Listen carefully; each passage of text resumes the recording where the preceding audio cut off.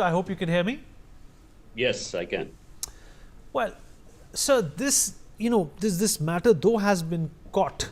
What worries me is the ease with which a particular person, a popular person on YouTube and Instagram, was able to go and meet these ISI agents in the Pakistani embassy, go to Kashmir, go to Pakistan, come back, talk about how good Pakistan is for months and months on, and still not get caught. Do you think that in itself is a problem that should have been dealt with at an earlier phase?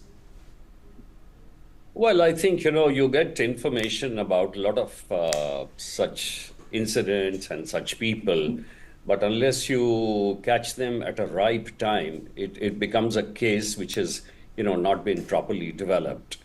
When once fame gets to your head, you're actually very, very vulnerable, and you sort of give way to your, other desires and other aims and ambitions. She was a YouTuber, and a lot of these things are very conflicting and yet very, very connected. It's indeed very worrisome that a YouTuber with such a following gets into the trap. And what is extremely, unbelievable or deplorably stupid to me is that when you are friendly with somebody in the Pakistani Commission, High Commission here, and then at the behest of him, you meet all the officials over there. I mean, we have a complete record of all the ISI activities which go on, their modus operandi, and yet you partake in such a. That is what amazingly fascinates me, that you go to Pahalgam and you go to Bali with those particular people. Yes, there are worrisome signs, as you said earlier, that the earlier people also, the other people have also been caught from Punjab and Haryana. But mind you, there are many sleeper cells in this country, and they are not only to the terrorist cells, but they don't only belong to terrorist cells, but also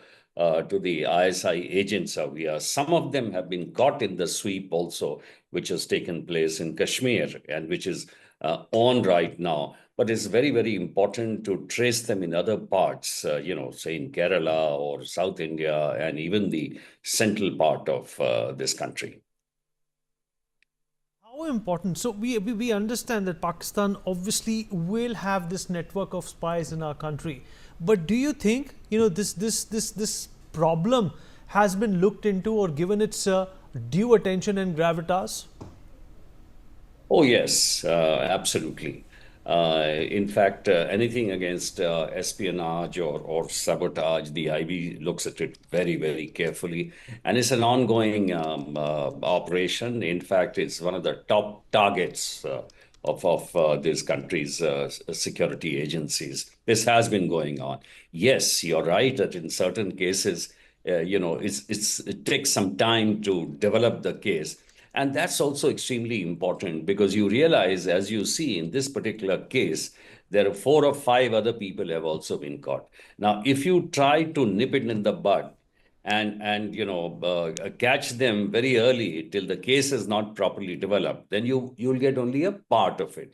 So in this respect, I think it was a very, very good job done by the intelligence and the police agencies. So, in light of what happened, right after Pahalgam, Operation Sindoor, do you think that India's network across the world, when it comes to detecting terrorist activities, needs to be upped, considering the fact that we are getting blackmailed by Al Qaeda all of a sudden now, a group that got very quiet in the last few years, but right after Muridke and Bahawalpur and the Markaz attacks, there has been this up in the murmurs of intelligence when it comes to terrorism. Do you think that India needs to keep that focus alive? No, no, absolutely. It's a very extremely important issue that you have raised, and mind you, related to that action again is the 14 crores given by the Pakistan PM Absolutely. to To to Masoor to Azad. yes, to Masoor Azad. And mind you, this is not only about Al Qaeda in Pakistan, their operatives in Pakistan, but almost in other countries who are inimical to India's interests and who are backing Pakistan. In fact, today we are not only, we should not only be worried about the Al Qaeda activities in the central region or certain countries abroad, but also in places like Bangladesh, which is now kind of in middle interest against India. And the tentacles of the Al Qaeda is definitely going to spread, not only in the neighboring countries too. Therefore, it's actually an ongoing job. It's a tough job, and it's a very, very painstaking job to sort of ferret out these elements from various places. And now, after the action in Operation Sindoor, I feel a little very enthused about the fact that India has shown its capability of striking at the terror camps. And well, if such activities again take place, we shall do it again.